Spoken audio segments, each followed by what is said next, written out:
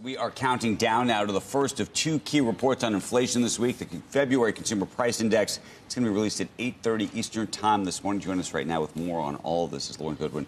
She's New York Life Investments economist and chief market strategist. What are you expecting? What should we know? And what's going to happen as a result? For the inflation numbers? Yes, ma'am. We're expecting essentially online consensus numbers, 0.3% headline and core.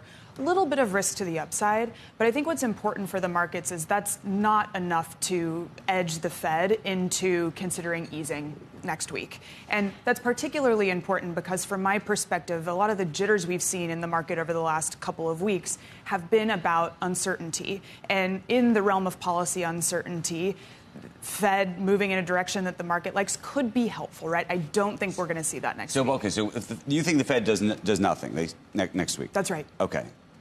If this uncertainty persists, what happens next month? In 2018, we have a useful sort of test case for this scenario where when financial conditions are deteriorating, and that's creating risks for the growth outlook, we've seen the Fed take action at closer to a 20% correction as opposed to a 10% correction.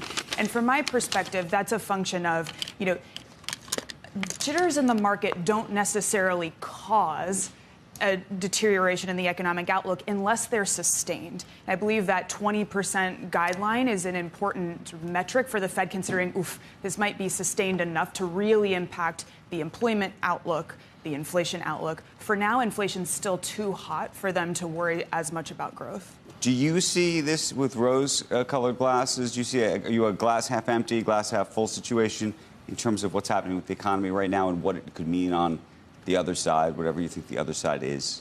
I'm going to have to take Joe's line on this and say it's definitely a bit of both. We are, compared to the last sort of equity market drawdown that we had, meaningful equity market drawdown that we had in 2022, the economy is in a more precarious position. And so in a state of uncertainty that could contribute to concerns about hiring, concerns about CapEx, that can precipitate more slowdown in forward earnings expectations in the credit markets than we're seeing right now. That said, we do know that inflation has been still too hot, and so a little bit of slowdown in growth, which we expected for this year, can be constructive. Too much, and you're impacting real people's lives and the real economy. But can you see a point where somehow the tariffs situation is resolved? Not only does that uncertainty go away, but that foreign investors and others decide we are all in and we're going to start spending CapEx, big investment money now? I anticipate that that's going to happen anyway. Okay. And it has less to do with the tariffs, though the tariffs are a very important accelerator of this trend. But over the last almost 10 years now, the global economy has been moving in this direction. The pandemic was a real highlight in how just-in-time supply chains don't necessarily preserve countries' key national interest, which is the security and access to resources.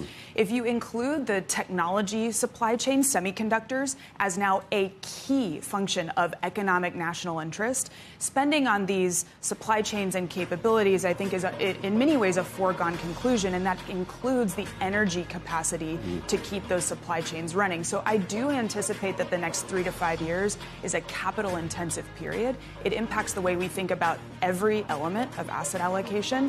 But the near-term implication of that still does have some downside potential for equities that weren't priced for a period of meaningful uncertainty. Just to put one fine point on it, because so I understand it, I agree with you that a lot of companies are going to try to build more things to the extent they were already planning to do that. I'm asking you a slightly different question.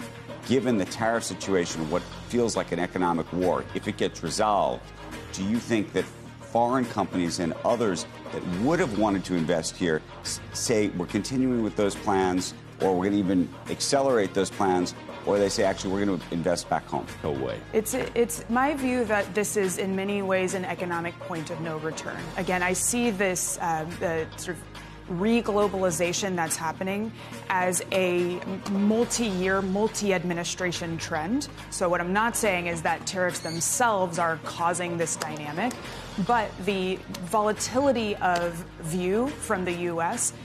largest economy in the world. Yeah, you cannot ignore. You can't ignore. It started with the first Trump administration, was kept on by the Biden administration, and here it is. This is a But you can't multi-administration. leave. You can't leave. The United States is going to be it. You got to be here. If we really do screw it up with tariffs, with the deregulation and the lower taxes, you've really screwed it up. If you don't. If you take the tailwinds are so strong, if the headwinds are so strong, you've totally screwed it up, don't you think? They got to come in, people. I think that investment collaboration with the U.S. is essential. Whether that foreign money sits unless you really screws it up. All right, thank you.